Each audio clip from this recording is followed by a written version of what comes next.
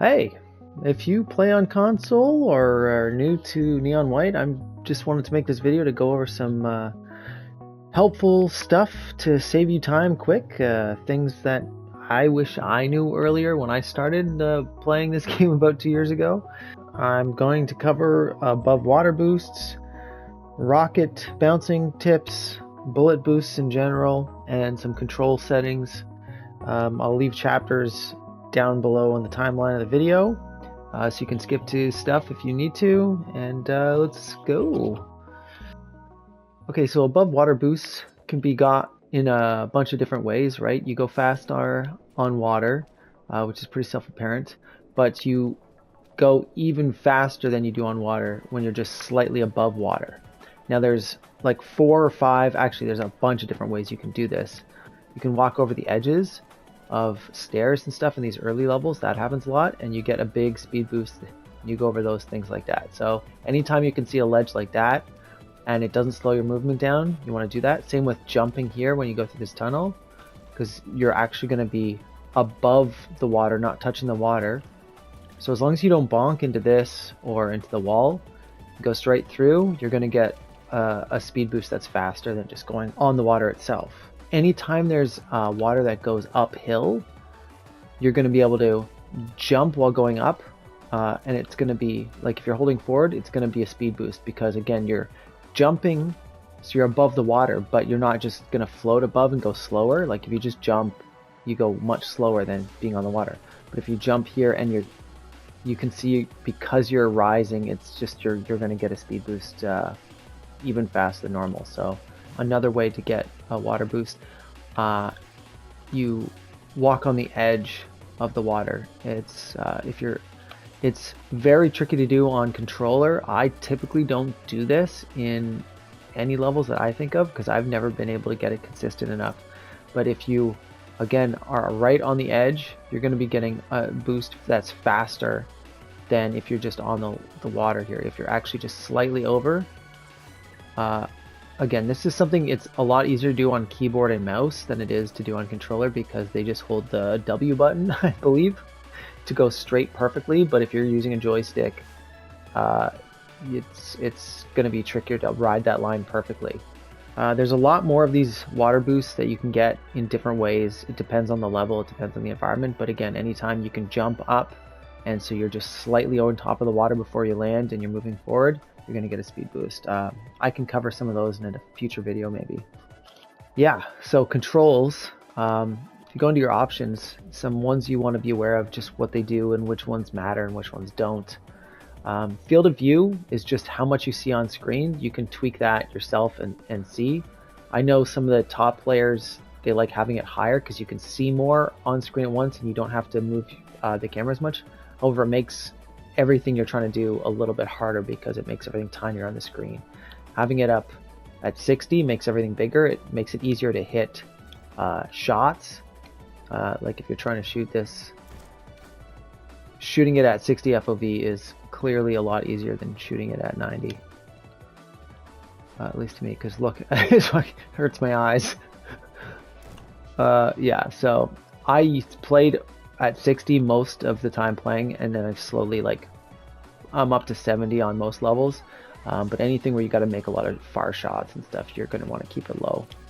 Is the sensitivity, again, start lower and then work your way up. The top players, I know, again, they typically play at like 5.5, I think, maybe even 6, 5.5 to 6. That's just how sensitive to movement the joystick is when you're looking around your right joystick.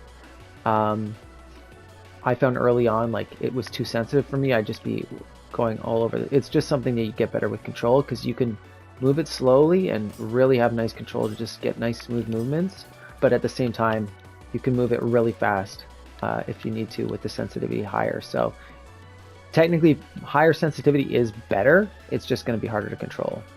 This thing here, motion sensor aiming, is basically gyro aiming. It's going to use the motion control, the 6-axis in PS and Switch, I think they call it gyro, and that's, you're going to be able to like look up extra, and it's going to control the movement, turning your controller. I think it's impossible to use, but some people Love it.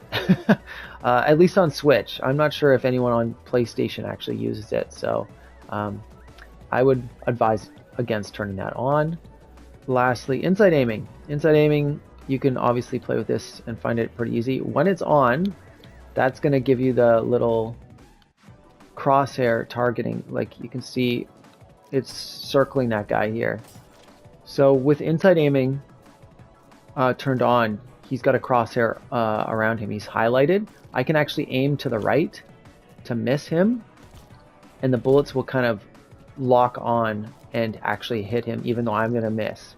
So like this, it makes your aim much more forgivable. Now this sounds like it's always a great thing to do. And again, when you're starting out, it's a good thing to do. I would advise keeping aim assist down though.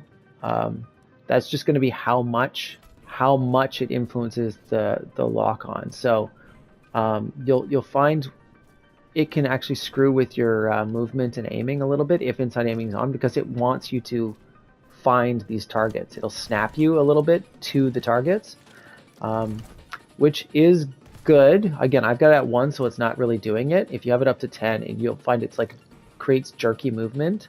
If you have it off, then you'll see there is no extra aim assist crosshair on them. You have to have your cursor right on them to hit them. Okay. Again, early on you want that. Later on, once you get better, you mostly want aim assist off. The caveat to that is Book of Life levels at the end of the game. If you're not there, I guess spoilers. But you want to play the final Book of Life chapters with inside aiming on. Well, it makes it so much easier to lock onto targets when inside aiming is on. When you've got this card, it actually lets you like lock on between, like through walls and stuff like that too. So definitely. Okay, bullet boosting. I'll try to cover this quickly. Bullet boosting means a few different things. You can get a boost off a bullet. You can actually, your movement speed gets faster if you shoot a bullet from an enemy. If you shoot one of these things, it'll actually make you faster. So shooting them while running is going to help you out a lot. You can also slash the bullets with your katana, and that makes you go faster. And actually, if you slash and jump right away, you get an extra bonus movement speed. So slashing and jumping is better. And then you can actually use your bombs as a boost as well. And so if you shoot your bomb, that counts as a projectile. So you can actually shoot it a bunch of times if you've got these purple cards. You need 2 of them to be able to do this, obviously. And you can run into them and get an accelerated boost. So always look out for stuff like that for doing big jumps and faster movement. At the same time, if you only have the one, you can place it and slash it, and you almost always want to do that. If you have to bounce yourself with a purple card, you almost always want to place it and then slash it, and it's just going to give you that extra little bit of movement speed. The last thing is something called a phantom boost, a phantom bullet boost. That I would advise against learning. That's just something where after a projectile is hit, it kind of like disappears and you'll see a little spark animation.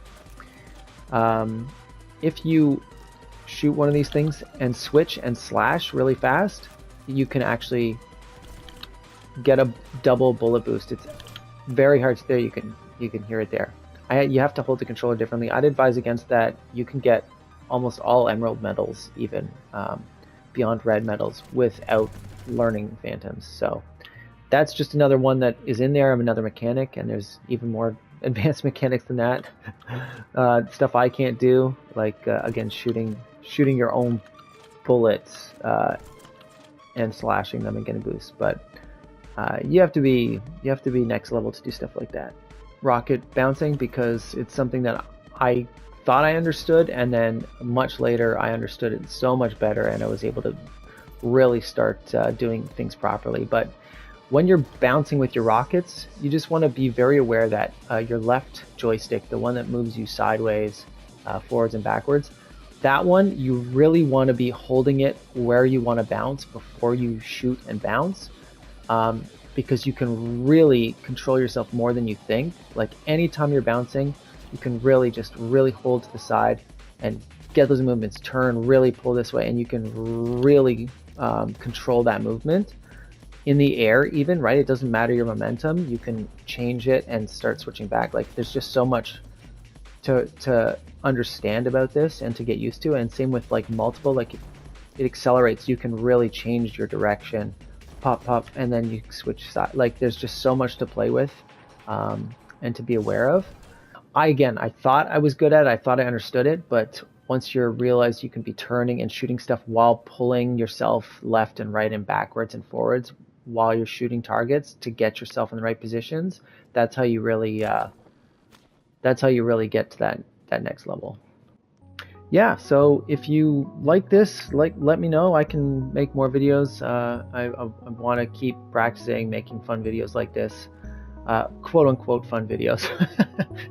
I'd be happy to keep doing that. Leave me a comment below. Also, I'm going to leave in the description a link to our Console Neon White Discord group. It's a pretty small group, but all the top players, or at least most of them, on Xbox, PlayStation, and Switch are there. A lot of the people on this top 10 list are there, and they would be happy to help you out. Again, most videos out there on YouTube are all mouse keyboard videos, and they don't help show how to do stuff on controller. They all have mods, and they have, you know, the purple and blue and green metals, which is the emerald, amethyst, sapphire. So if you're watching how to do a level fast and you see someone doing a sapphire metal route on mouse and keyboard, it's not going to help you very much for doing it on PlayStation. So yeah, that's it. Peace.